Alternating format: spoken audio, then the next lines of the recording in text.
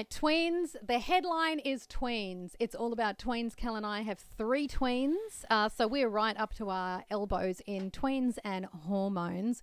Michelle, how do we deal with the mood swings? Because I have just experienced this. You can have a loving child one moment, and the next moment they are crying, and when you ask what's wrong, they will say, I don't know, I'm just really sad. And it's like watching a miniature version of yourself from many years ago going, oh, this is what it was like. But how do we deal with that as adults? Yeah.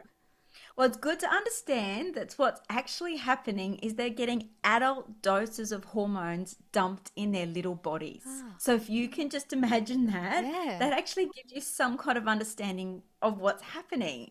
And so that's why I wrote my book, so kids could actually understand what's happening. Do you notice that they're so apologetic afterwards when they're Yes. tweens? Yes. When they're teenagers, they're not going to apologize to you. So just like enjoy that now while that is happening. Oh, can I just say, I just off the bat, just as a mum, just that analogy, just that actual just science will help me reframe it 100%. Just knowing that my little tiny girl who's still little is 9 getting, years old. yeah, just getting dumped with all these hormones like a bucket over her head. No wonder she has moments of just looking at me and not knowing why she's feeling it. I like that has helped so much. Fantastic. And you go, Great. bring it in, honey. What do you need? Yeah, I Yeah, love what do you that. need? Well, this is the question I'd have for you, Michelle, because I think a lot of parents facing this right now are wondering what is the best way to help. Because if you've got, as you said, children that are of a level where they understand that they have no understanding of what's going on,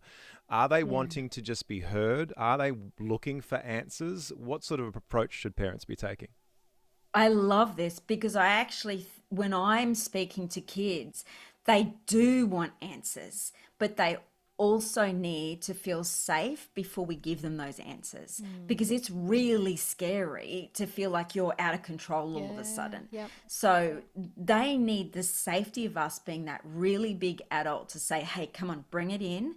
And they need to feel that sense of our big presence to help them regulate.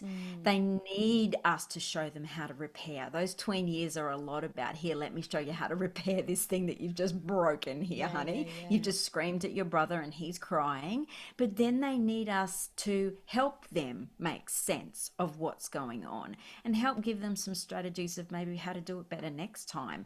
And they feel empowered with that knowledge, you know, they really do. So maybe next time when you can see this happening, these are the 3 things I want you to do, or I want you to remove yourself from that situation and come and see me, or I want you to know you can go to your bedroom, you know, give them the 3 ideas or whatever they can. You're right. I know as a dad in previous experience with some of my older kids who were tweens once, you're often as a parent asking the question, why did you do what you just did? And it's nice to be educated as a parent we have to understand that they don't know why they did the thing they just did. Yeah.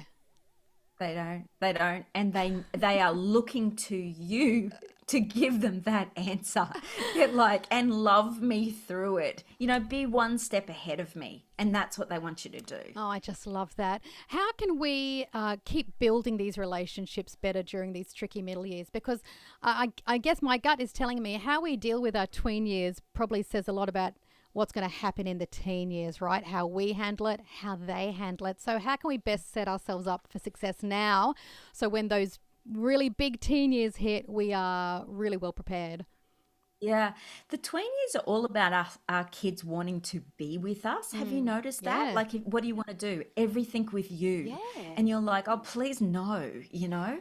And you're going to really miss that in a few years' time. But right now it's exhausting. But I want parents to think, just milk it now for as much as you can and realize that every moment that you spend with them is not wasted, Yeah. that it's almost like an investment into the future. And you are modeling every time you're with them, your communication with them is really investing into this platform that you're going to be able to draw on in the future. You're building not only memories, but you're building trust with your kids. You are showing them that you are consistent, that you are competent, and you have character that they can, you know, withdraw on when times are tough, you know, through those adolescent years. Absolutely amazing. Thank you so much for your time, Michelle. We absolutely love you. One last chat tomorrow with some burning questions from a bunch of the listeners, some tricky curveballs for you to answer. I'm sure you'll be looking forward to that. Thanks so much for your time. I love questions. Let's do it.